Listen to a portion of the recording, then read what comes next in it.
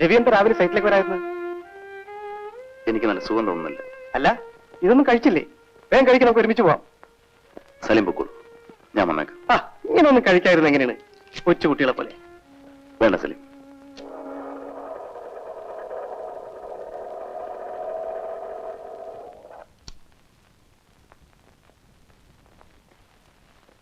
Daddy, മോളെ, daddy, daddy, daddy, daddy, daddy, daddy. എന്റെ മോൾ കരയാതെ, കരയാതെ. മോളെങ്ങനെയാ വന്നേ? ആന്റീനെ നഴ്സിന്ന് കൂട്ടി വന്നത്.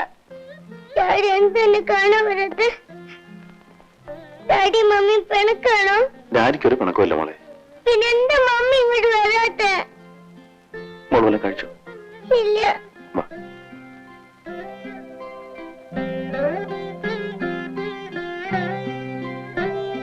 നമുക്ക് ഊണ് കഴിക്കാം.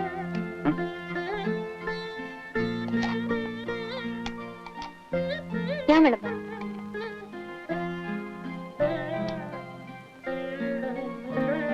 ഡാഡി വരുതട്ടെ. ഡാഡി കഴിച്ചാ? ഡാഡിക്ക് വേണ്ട, മോള് കഴിക്കും. ഡാഡി കഴിച്ചില്ലെങ്കിൽ ഞാനും കഴിക്കില്ല.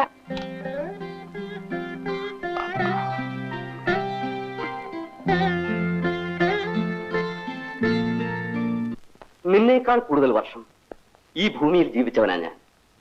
നിനക്ക് പഠിപ്പുണ്ടാകാം, പക്ഷെ അനുഭവങ്ങൾ മോളേക്കാൾ കൂടുതൽ നിന്റെ അച്ഛനുണ്ട്. അതിനച്ഛാ ഞാൻ പറഞ്ഞത്. നീ ഒന്നും പറയണ്ട. പണ്ട് ഞാൻ പറഞ്ഞത് നീ കേട്ടില്ല. അന്ന് നീ ഈ അച്ഛനെ അനുസരിച്ചിരുന്നെങ്കിൽ ഇന്ന് നിനക്ക് ഈ ഗതി വരില്ലായിരുന്നു. അച്ഛൻ പറയുന്നത് കേൾക്കാൻ ഞാൻ തയ്യാറാണ്. പക്ഷേ കോടതിയിൽ ഒരുപാട് ആളുകളുടെ അവനാണ് നാണക്കേട്. അവൻ നാണം കെടണം. നാട്ടുകാരുടെ മുമ്പിൽ അവൻ തലപൊക്കി നടക്കരുത്. എന്നാലും അച്ഛാ, ഒന്നുകിൽ ഞാൻ പറയുന്നത് നീ അനുസരിക്കണം, അതല്ലെങ്കിൽ നിന്റെ ഇഷ്ടം പോലെ ചെയ്തോ. ഇപ്പൊ തന്നെ അവന്റെ അടുത്തേക്ക് പൊയ്ക്കോ. പക്ഷേ പിന്നീട് ഈ വീട്ടിൽ നീ കാലുകുത്തരുത്. ഇങ്ങനൊരു വീടും ഒരച്ഛനും നിനക്കില്ലെന്ന് നീ കരുതിക്കോ. അച്ഛാ. മോളെ, നിന്നെ സ്നേഹിക്കുന്ന ഒരു ഭർത്താവാണ് നിനക്ക് വേണ്ടത്. സ്നേഹം പലർക്കു വേണ്ടി പങ്കിടുന്നവൻ ഒരിക്കലും ഒരു നല്ല ഭർത്താവായിരിക്കില്ല. നീ തറവാടും എനിക്ക് വലുതാണ്. ഇതിന് രണ്ടിനും ഒരു പോറലേൽക്കുന്നത് ഈ അച്ഛൻ സഹിക്കാൻ കഴിയില്ല മോളെ. അന്ന് നിന്റെ കഴുത്തിൽ അവൻ താലി കിട്ടുമ്പോ ഞാൻ വേദനയോടെയാ നോക്കി നിന്നത്. ഇന്ന് ഇതെല്ലാം കണ്ട് നിസ്സഹായനായി നോക്കി നിൽക്കാൻ ഞാൻ തയ്യാറല്ല. അച്ഛാ, ഞാൻ നിന്റെ കൂട്ടുകാർ രജനിയെ കാണാൻ പോവുക. ബാക്കി കാര്യങ്ങൾ ഞാൻ നോക്കിക്കൊള്ളാം. അവന്റെ ഭാര്യ വലുതല്ലെങ്കിലും എനിക്കെന്റെ മോള് വലുതാ. ഞാനൊരു കാര്യം പറയട്ടെ. ഇനി കേസിനും വഴക്കിനും ഒന്നിനും പോകണ്ട. നീ ഒന്നും മിണ്ടാതിരിക്കുന്നുണ്ടോ? ഞാൻ ഒരു വിധത്തിൽ അവളെ പറഞ്ഞ് സമ്മതിപ്പിച്ചിരിക്കുന്നത്. അതിന് അവളൊരു തീരുമാനം പറഞ്ഞില്ലല്ലോ. അവളൊരു തീരുമാനവും പറയണ്ട. 4-5 കൊല്ലം മുമ്പ് അവളൊരു തീരുമാനം എടുത്തതിന് നമ്മൾ നിന്നുകൊടുത്തുകൊണ്ടാണ് ഇങ്ങനെയൊക്കെ സംഭവിച്ചത്. ഇനി ഞാൻ എടുക്കുന്ന തീരുമാനം അനുസരിച്ച് അവളങ്ങ് ജീവിച്ചാ മതി. മനുഷ്യൻ തലയുയർത്തി നാട്ടിൽ നടക്കണ്ട. നീ ഇതിന്റെ തലേ ഇരിക്കുന്നുള്ളൂ. പുറത്തിറങ്ങി നടക്കേണ്ടവൻ ഞാനാ.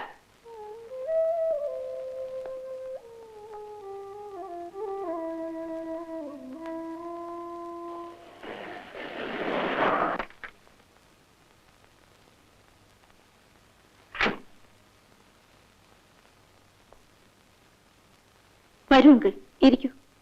അങ്കിൾ ഇവിടെ വന്നാൽ അത്യാവശ്യമായിട്ട് എന്തുവിനെന്ന് വിളിക്കാൻ പറഞ്ഞു. ഞാനിപ്പോ വീട്ടിൽ നിന്നാ വരുന്നത്.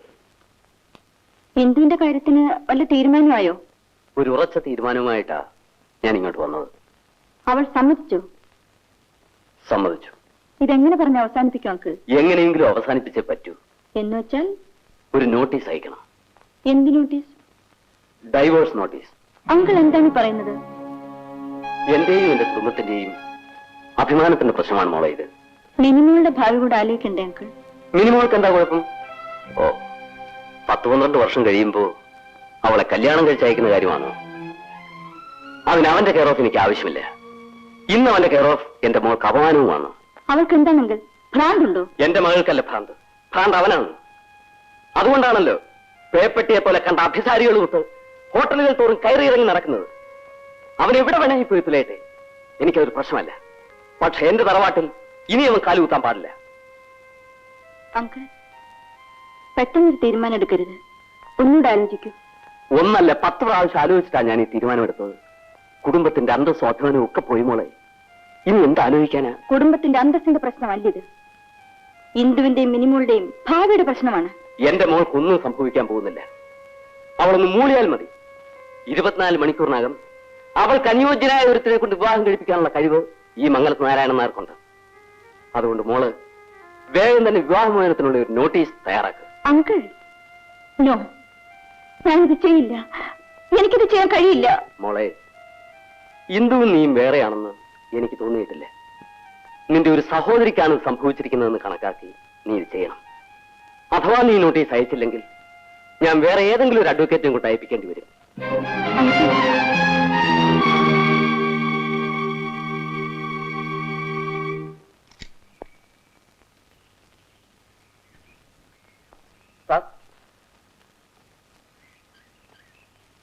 ഒരു രജിസ്റ്റേർഡ് ഉണ്ട്.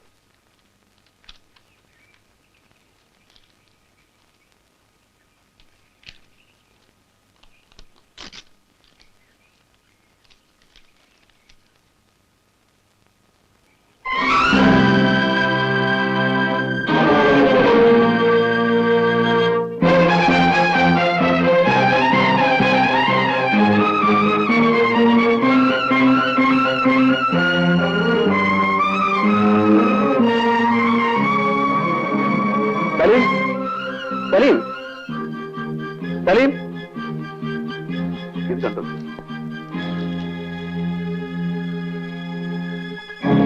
സലീം, ഏത് വിധത്തിലെങ്കിലും ഇത് തടയണം. എനിക്ക് അവിടെ ഇല്ലാതെ ജീവിക്കാൻ കഴിയില്ല സലീം.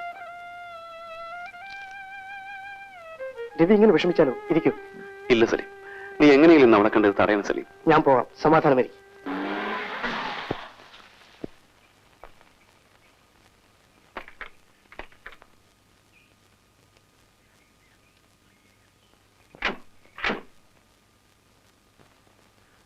ചെല്ലു സലീം, ചെല്ലു.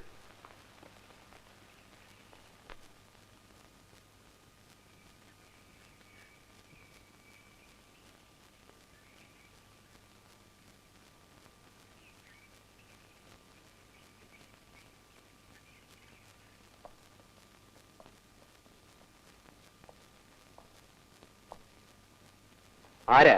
മനസ്സിലായില്ലല്ലോ. ഞാൻ രവിയുടെ നെയ്ബറാ. ഇന്ദുവിനൊന്ന് കാണാമെന്നതാ. എന്താ വിശേഷം? രവിയുടെ കാര്യത്തെക്കുറിച്ച് സംസാരിക്കാൻ വന്നതാ. രവിയെക്കുറിച്ച് സംസാരിക്കാനാണെങ്കിൽ എന്നോട് സംസാരിക്കാം. ഞാൻ ഇന്ദുവിന്റെ അച്ഛനാണ്. ഇതെന്താണ് സാർ? വക്കീൽ നോട്ടീസ് ആയിരിക്കും. ഇന്ദു എന്തൊരു അബദ്ധമാണ് ഈ കാണിക്കുന്നത്. സാറിന് ഇന്ദുവിനൊന്ന് ഉപദേശിച്ചൂടെ? എന്തിന്? താലി കെട്ടിയ ഒരു ഭാര്യയും കുഞ്ഞുമുള്ളപ്പോ തെരുവുവേശികളെ തേടിപ്പോയ ഒരുത്തനെ ഭാര്യ വേണ്ടാന്ന് പറഞ്ഞതാണോ അബദ്ധം? സാർ, സത്യമറിയാതെ സാർ സംസാരിക്കുന്നത്.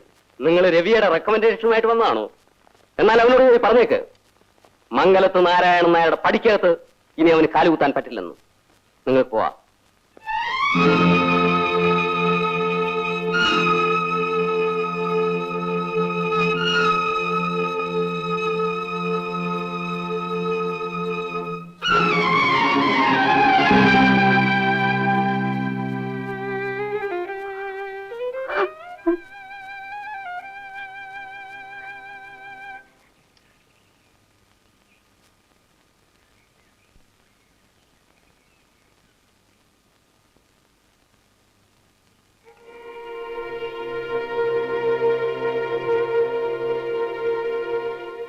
എന്തായി സലീം? I am sorry.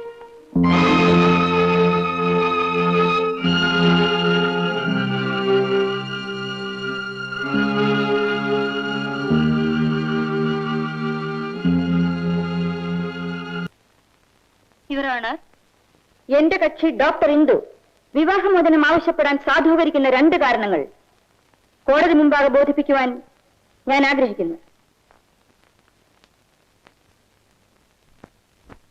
ഏതാനും മാസങ്ങൾക്ക് മുമ്പ് ഹോട്ടൽ ഷാലിമാറിൽ 401 നമ്പർ മുറിയിൽ നിന്നും ഒരു തെരുവുവേശിയോടൊപ്പം അസന്മാർഗിക പ്രവർത്തനത്തിന് പോലീസുകാരാൽ പിടിക്കപ്പെടുകയും തുടർന്ന് മജിസ്ട്രേറ്റ് കോടതിയിൽ നിന്നും CC 342 നമ്പർ കേസിൽ SIT ആക്ട് അനുസരിച്ച് മിസ്റ്റർ രവി ശിക്ഷിക്കപ്പെടുകയും ചെയ്തിട്ടുള്ള എക്സിബിറ്റ് B6 ജഡ്ജ്മെന്റ്.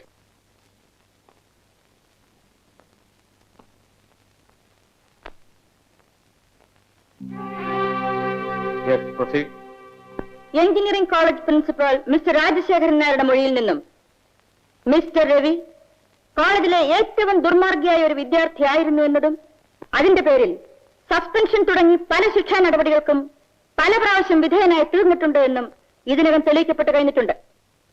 ഒരു വിവാഹത്തിലൂടെ മിസ്റ്റർ രവിയെ തിരുത്തിയെടുക്കാം എന്ന തെറ്റിദ്ധാരണയിലാണ് എന്റെ കക്ഷി ഡോക്ടർ ഇന്ദു മിസ്റ്റർ രവി വിവാഹം കഴിച്ചത്. പക്ഷേ 4 വയസ്സുള്ള ഒരു പെൺകുട്ടിയുടെ പിതാവായതിനു ശേഷവും മിസ്റ്റർ രവി തന്റെ അസന്മാർഗിക പ്രവർത്തികൾ തുടർന്നു വരികയായിരുന്നു എന്ന സത്യം കോടതിയോട് ബോധ്യപ്പെടുത്തുവാൻ തെളിവുകളിലൂടെ എനിക്ക് കഴിഞ്ഞു എന്ന് ഞാൻ വിശ്വസിക്കുന്നു. ആയതിനാൽ എന്റെ കക്ഷിക്ക് അനുകൂലമായി നീതിയുക്തമായ ഒരു വിധി ഉണ്ടാകണമെന്ന് ബഹുമാനപ്പെട്ട കോടതിയോട് ഞാൻ അപേക്ഷിക്കുന്നു. That's all, Your Honor.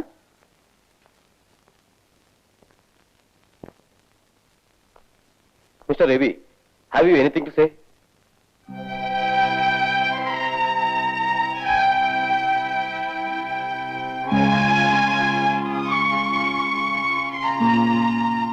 No sir.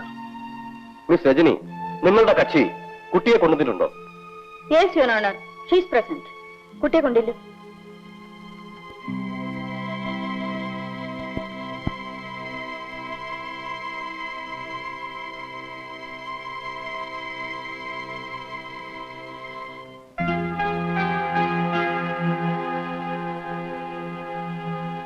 എന്താ മോളുടെ പേര്? മിനിമോൾ. മിനിമോൾക്ക് ഡാഡിയുടെ കൂടെ താമസിക്കുന്നതാണോ ഇഷ്ടം, അതോ മമ്മിയുടെ കൂടെയോ? ഞാൻ മമ്മിയുടെയും ഡാഡിയുടെയും കൂടെയാ താമസിക്കുന്നത്. ആരുടെ കൂടെ താമസിക്കാനാണ് മോൾക്ക് കൂടുതൽ ഇഷ്ടം?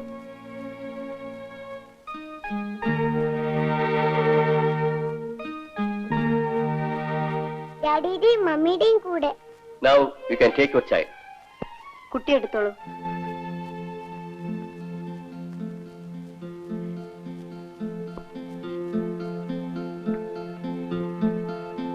The judgment will pronounce on Monday, 17th May.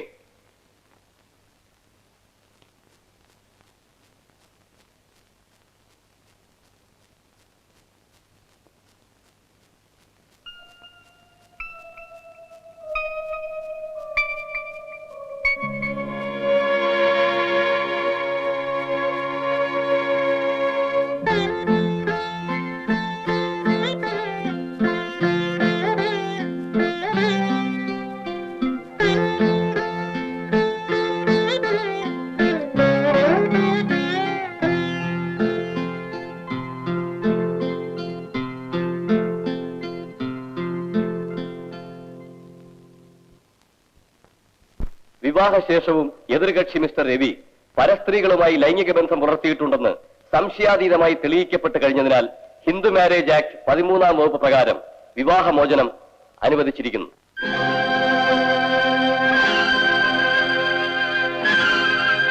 കുട്ടിയുടെ രക്ഷകത്വത്തിന്റെ കാര്യത്തിൽ മിനി എന്ന പെൺകുട്ടിയെ ആഴ്ചയിൽ 3 ദിവസം എതിർകക്ഷി രവിയുടെ കൂടെ നിർത്തേണ്ടതാണെന്നും മാതൃവാത്സല്യം കൂടുതൽ ലഭിക്കേണ്ട പ്രായത്തിലുള്ള ഈ കുട്ടിയെ ബാക്കി ദിവസങ്ങൾ മാതാവായ ഇന്ദുവിന്റെ കൂടെ നിർത്തേണ്ടതാണെന്നും ഹിന്ദു മൈനോറിറ്റി ആൻഡ് ഗാർഡിയൻഷിപ്പ് ആക്ടിലെ വകുപ്പുകൾക്ക് വിധേയമായി കോടതി വിധി കൽപ്പിക്കുന്നു.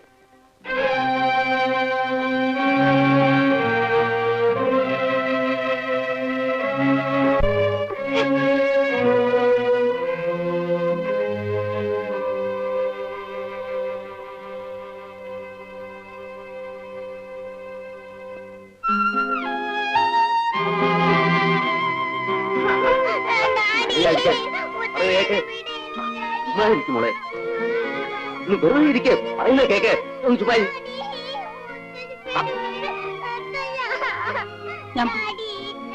ചുമ്മാ ഇരിക്കെ, പറയുന്ന കേക്ക്, നീ അടി വാങ്ങിക്കും. പറഞ്ഞേക്കാം,